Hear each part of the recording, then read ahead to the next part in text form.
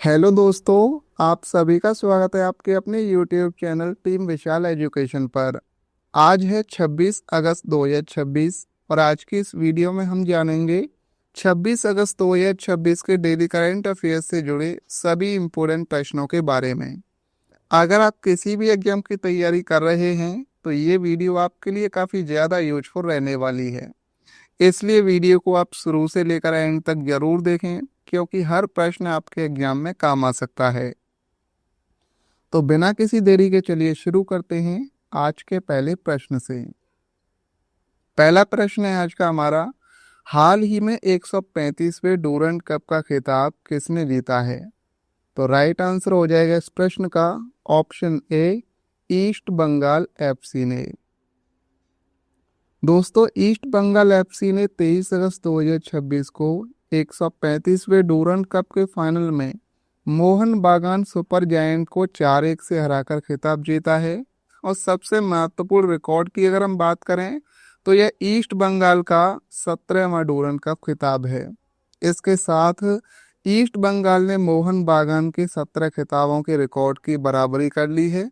और खास बात यह भी है कि ईस्ट बंगाल ने 22 साल बाद डूरंड कप जीता है। बात करें दोस्तों अब डूरंड कप की, तो भारत की सबसे पुरानी और प्रतिष्ठित फुटबॉल प्रतियोगिताओं में से एक है और इसका पहला आयोजन 1888 में हुआ था। और 2026 में ये कौन सा संस्करण खेला गया है? 135वां। और विजेता इसमें रहा ईस्ट बंगाल एफसी और उपविजेता रहा मोहन बागान सुपर जायंट। नेक्स्ट प्रश्न है, हाल ही में सेंट्रल ब्यूरो ऑफ नारकोटिक्स ने यूपी और एमपी में ड्रग तस्करी के विरुद्ध कौन सा अभियान चलाया है? राइट आंसर हो जाएगा इस प्रश्न का option C, Operation Black Hawk. दोस्तों, सेंट्रल ब्यूरो ऑफ नारकोटिक्स यानी सीबीएम ने उत्तर प्रदेश और मध्य प्रदेश में मादक पदार्थों की तस्करी और अवैध गतिविधियों के खिलाफ ऑपरेशन ब्लैक हॉक अभियान चलाया है। और इस अभियान का मुख्य उद्देश्य था अवैध मादक पदार्थों की तस्करी पर कार्रवाई करना, ड्रग नेटवर्क से जुड़े लोगों की पहचान करना, संदिग्ध ठिकानों पर तलाशी और जब्ती की कार्रवाई करना और ड्रग्स की अवैध आपूर्ति और वितरण की श्रृंखला को तोड़ना।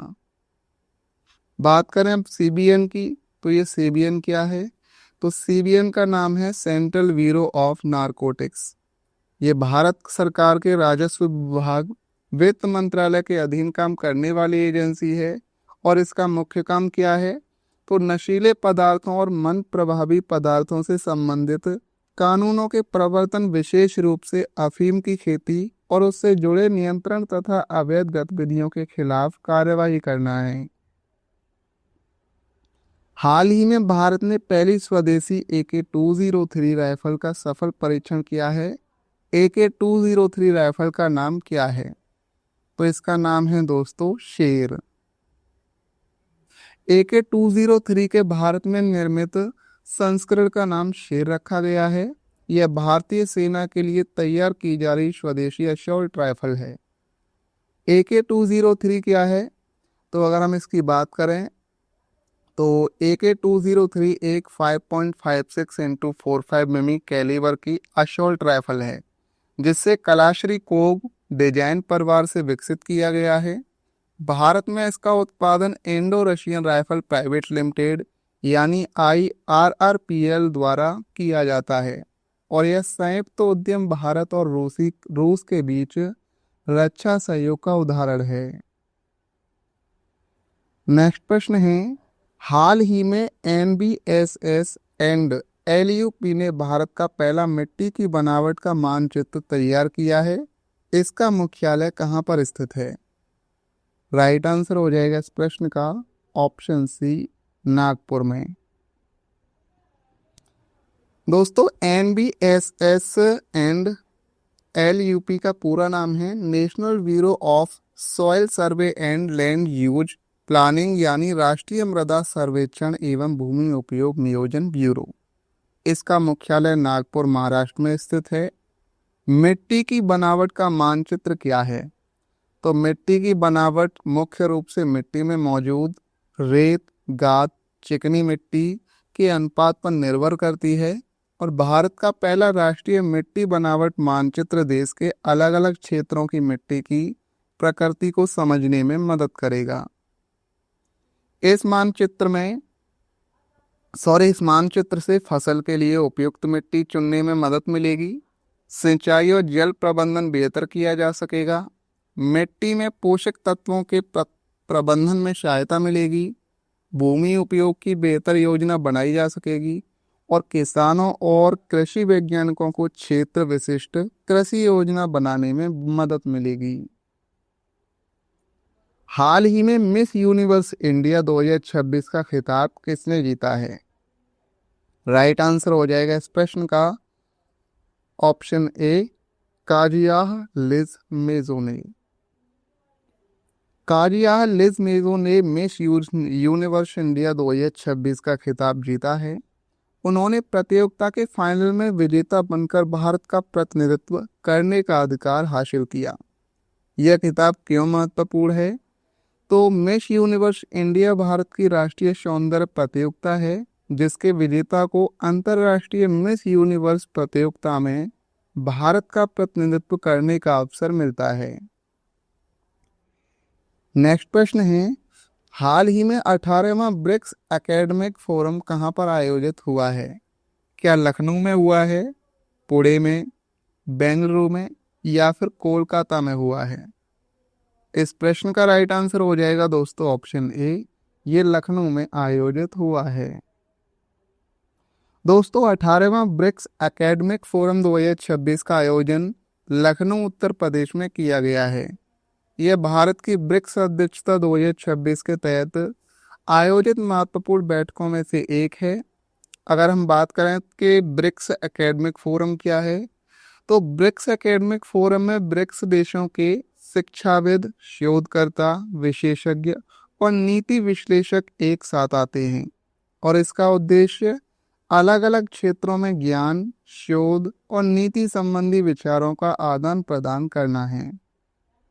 ब्रिक्स में वर्तमान में प्रमुख रूप से ब्राजील, रूस, भारत, चीन, दक्षिण अफ्रीका के साथ कई नए सदस्य देश भी शामिल हैं। नेक्स्ट प्रश्न है, हाल ही में चर्चा में रही कौसरनाग यात्रा कहाँ शुरू हुई है?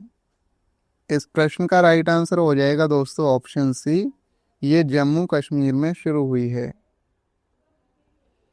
दोस्तों कौशलनाग यात्रा जम्मू कश्मीर के कुलग्राम जिले में स्थित पवित्र कौशलनाग झील तक जाने वाली धार्मिक यात्रा है और यह यात्रा अगस्त 2026 में शुरू हुई और श्रद्धालु पहाड़ी रास्ते से कौशलनाग झील तक पहुंचते हैं। कौशलनाग क्या है? तो कौशलनाग एक ऊंचाई पर स्थित प्राकृतिक झील है जो पीर पंजाल पर्वत श्रृंखला में स्थित है। हाल ही में मातृ कल्याण सहायता को मजबूत करने के लिए गर्भिणी मित्र कोर्स किसने शुरू किया है? इस प्रश्न का राइट आंसर हो जाएगा दोस्तों option B, all India institute of Ayurveda Delhi ने। All India institute of Ayurveda New Delhi में मातृ कल्याण और गर्भावस्था के दौरान सहायता को मजबूत करने के उद्देश्य से गर्भिणी मित्र कोर्स शुरू किया है।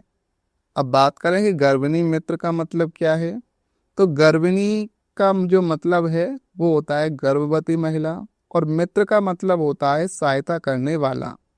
यानी गर्भिणी मित्र का उद्देश्य गर्भावस्था के दौरान महिलाओं को आवश्यक सहायता, जानकारी और मार्गदर्शन उपलब्ध कराने के लिए प्रशिक्षित करना है। बात करें कोर्स का उद्देश्य की, तो इस पहल के जरिए प्रशिक्षित लोगों को गर्भवती महिलाओं की सहायता से संबंधित जानकारी दी जाती है, जैसे गर्भावस्था के दौरान सामान्य देखभाल, पोषण और स्वस्थ जीवन शैली, मानसिक एवं भावात्मक सहयोग, प्रसव से पहले आवश्यक सावधानियां, जरूरत पड़ने पर उचित चिकित्सा केंद्र तक पहुंचने में सहायता। और यह पहल आयुर्वेद और आधुनिक मातृ स्वास्थ्य सेवाओं के बीच समन्वय को भी बढ़ावा देती है। नेक्स्ट प्रश्न हो जाएगा, हाल ही में वर्ल्ड ह्यूमैनॉइड रोबोट गेम्स में उसेन बोल्ट का 100 मीटर दौड़ का रिकॉर्ड टूटा है। वर्ल्ड ह्यूमनॉइड रोबोट गेम्स कहाँ पर प्रारंभ हुए हैं? इस प्रश्न का राइट आंसर हो जाएगा दोस्तों ऑप्शन बी, चीन के बीजिंग में। वर्ल्ड ह्यूमनॉइड रोबोट गेम 2025 का आयोजन बीजिंग, चीन में हुआ था। यह दुनिया की पहली ऐसी बड़ी प्रतियोगिताओं में से एक है जिसमें ह्यूमनॉइड रोबोट अलग अलग खेलों में एक दूसरे के खिलाफ प्रतिस्पर्धा करते हैं। इसमें होता क्या है, तो इन खेलों में इंसानों की तरह चलने फिरने वाले रोबोट कई खेलों में हिस्सा लेते हैं, जैसे दौड़, फुटबॉल, बैडमिंटन, टेबल टेनिस, अन्य शारीरिक प्रतियोगिताएं। और इसका उद्देश्य रोबोट की चलने, दौड़ने, संतुलन बनाने, निर्णय लेने और वास्तविक दुनिया में काम करने की क्षमता को परखना है। हाल ही में 21वीं सदी में भारतीय टेस्ट टीम के लिए डेब्यू करने वाले सबसे उम्रदराज खिलाड़ी कौन बने हैं? इस प्रश्न का राइट आंसर हो जाएगा दोस्तों ऑप्शन ए, सारांश जैन। सारांश जैन भारतीय क्रिकेटर हैं जो मुख्य रूप से ऑलराउंडर के रूप में जाने जाते हैं। उन्होंने घरेलू क्रिकेट में अपने प्रदर्शन के आधार पर भारतीय टेस्ट टीम में जगह बनाई। रिकॉर्ड क्या है इनका, तो उनका टेस्ट डेब्यू 21वीं सदी में भारतीय टेस्ट टीम के लिए सबसे अधिक उम्र में टेस्ट डेब्यू करने वाले खिलाड़ी के रूप में चर्चा में रहा। हाल ही में भारतीय सेना ने ड्रोन संचालन और प्रतिरक्षा के लिए पहली बटालियन बाज का गठन कहां पर किया है? राइट आंसर हो जाएगा इस प्रश्न का ऑप्शन डी, पंजाब। भारतीय सेना ने ड्रोन के संचालन और ड्रोन रोधी क्षमता को मजबूत करने के लिए अपनी पहली समर्पित बटालियन बाज का गठन पंजाब में किया है। और ये पंजाब में ही क्यों महत्वपूर्ण है, तो पंजाब की पाकिस्तान से लगती अंतर्राष्ट्रीय सीमा होने के कारण यह क्षेत्र ड्रोन आधारित निगरानी और सुरक्षा के लिहाज से बेहद महत्वपूर्ण है। सीमा पार से ड्रोन के जरिए हथियार या अन्य सामान भेजने की कोशिशों के कारण काउंटर ड्रोन क्षमता का महत्व बढ़ गया है। हाल ही में त्रिशा जौली और गायत्री गोपीचंद ने BWF वर्ल्ड चैंपियनशिप में कौन सा पदक जीता है? तो इस प्रश्न का राइट आंसर हो जाएगा दोस्तों ऑप्शन ए, कांस्य पदक। भारतीय बैडमिंटन जोड़ी त्रिशा जौली और गायत्री गोपीचंद ने BWF वर्ल्ड चैंपियनशिप में महिला युगल वर्ग में कांस्य पदक जीता है। और यह उपलब्धि इसलिए महत्वपूर्ण है क्योंकि उन्होंने विश्व चैंपियनशिप जैसे बड़े मंच पर भारत के लिए पदक हासिल किया है। अब ये दोनों खिलाड़ी कौन हैं, तो त्रिशा जौली और गायत्री गोपीचंद। त्रिशा जौली भारतीय बैडमिंटन खिलाड़ी और महिला युगल विशेषज्ञ हैं और गायत्री गोपीचंद भारतीय बैडमिंटन खिलाड़ी और प्रसिद्ध बैडमिंटन कोच, पूर्व ऑल इंग्लैंड चैंपियन पोलेला गोपीचंद की बेटी हैं। दोनों लंबे समय से महिला युगल में जोड़ी के रूप में खेल रही हैं। बात करें BWF क्या है, तो BWF का पूरा नाम है बैडमिंटन वर्ल्ड फेडरेशन।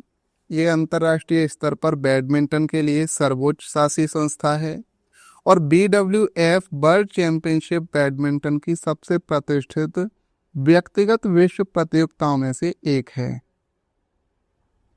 तो दोस्तों आज की इस वीडियो में हमने 26 अगस्त 2026 के करंट अफेयर्स के प्रश्नों को विस्तार से समझा है।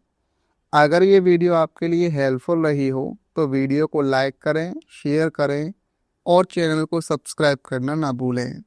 तो चलिए मिलते हैं एक और नई वीडियो के साथ। धन्यवाद। जय हिंद।